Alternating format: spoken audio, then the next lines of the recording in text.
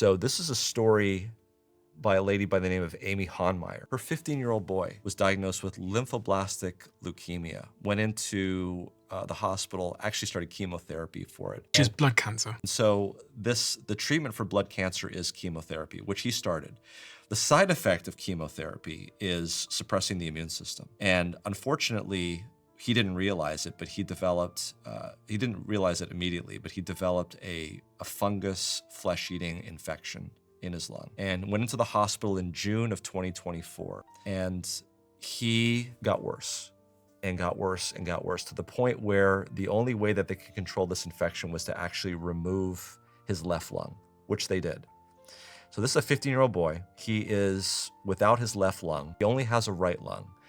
And he starts to decline even after that. They do a CT scan, and it shows that now the infection has moved to his remaining right lung.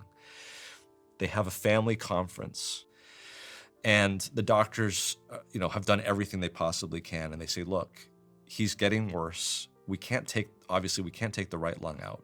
We can't put him on a heart-lung machine because there's no sort of destination to where he's going.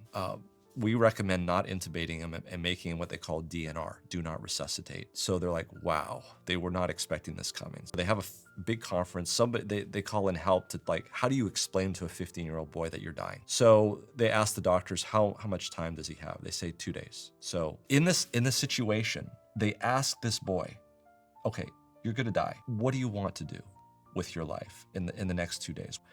And surprisingly, he says, I want to go outside. I just want to go outside.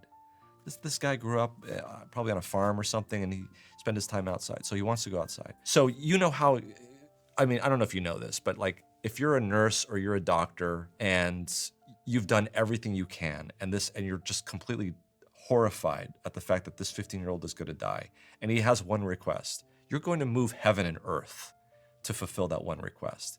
And that's exactly what they do. They get this boy, the hospital bed outside. He's on a BiPAP machine the respiratory therapists have put together.